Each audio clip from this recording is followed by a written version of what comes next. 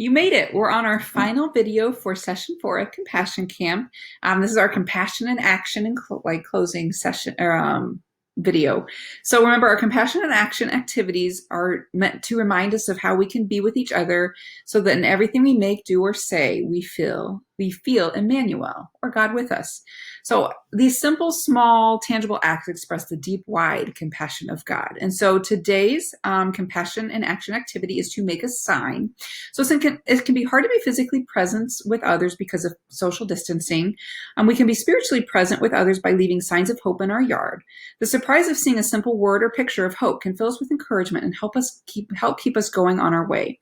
So I'm going to encourage you to write and draw encouraging words, phrases, and or images for your neighbors using sidewalk chalk on your driveway, or make a poster to hang from your window or door.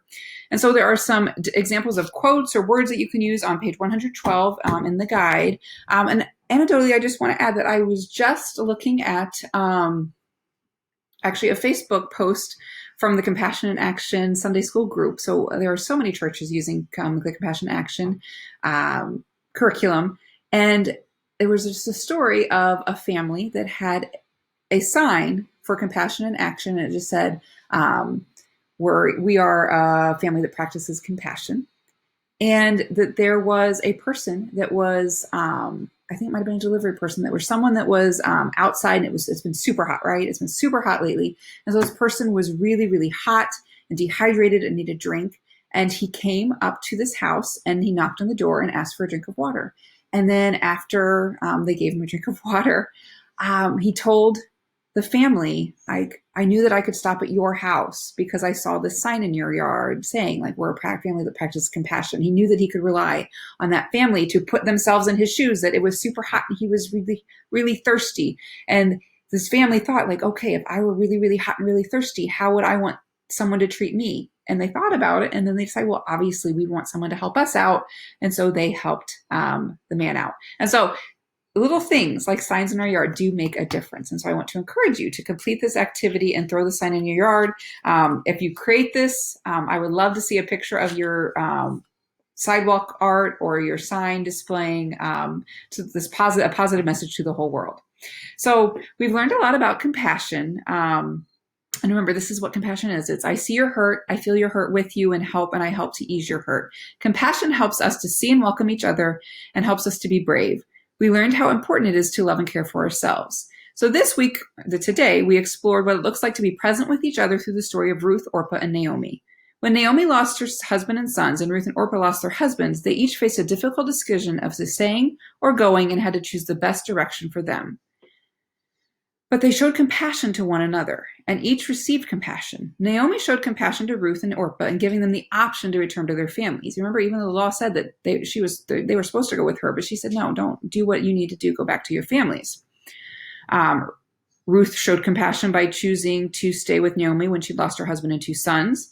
Orpah showed compassion by returning to her family to help them. So compassion goes both ways.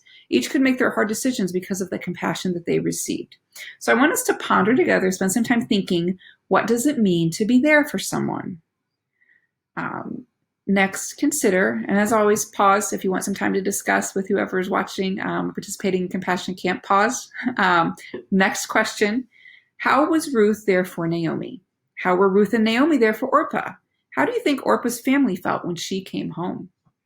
Okay, and our next question, how have you been present with a friend, a grown-up, or sibling before? We can be present with each other because we are filled with God's love, and God promises to be with us always. And so I'm going to close our worship, our Compassion Camp for the day. But I do want to encourage you, if you want to check out, sing along with Mr. Gary and with Face to Face, do so. It's a great song, and it's a really great reminder of how God is always there with us. So Ruth, Orpah, and Naomi have shown us what we've learned so far about compassion, seeing one another, being brave, trusting and listening to your heart. They show us what compassion looks like when we are present with people we encounter along the way. When I am open and present with someone, I wait with them, listen carefully to them, and ask how I can support them best. When we show up for people like this, we're giving compassion. And when people show up for us like this, we're receiving compassion. These 3 women shared compassion in a hard situation and showed us how we can give and receive compassion too. So we're going to end with our compassion prayer. As always, I bet you could tell me I want one hand on your head, one hand on your heart, and Sirius is going to do our prayer with us today. So I am going to just say it straight through, not do it echo prayer style. So feel free if you want. You can just say the words along with me, or you can stay silently, or you can just listen, whatever works for you. Loving Spirit, you are active and alive, always moving and stirring within and around us. Please be an encouraging wind at our backs, giving us open minds and soft hearts to follow where you lead. Make us flexible and present in each moment, that we might embrace compassion by letting go of what we expected. Amen. And so don't forget, you do have the coloring page for this session. It's one of my favorites. And then you also have your daily examine cards that you can daily examine card that you could be using throughout the week. Remember, it's great to have this conversation, help us connect and be present together.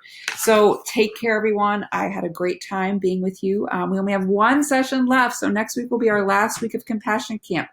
Please let me know if you've been enjoying it, or if there are any recommendations for what we can do next in Sunday school. Take care, everyone.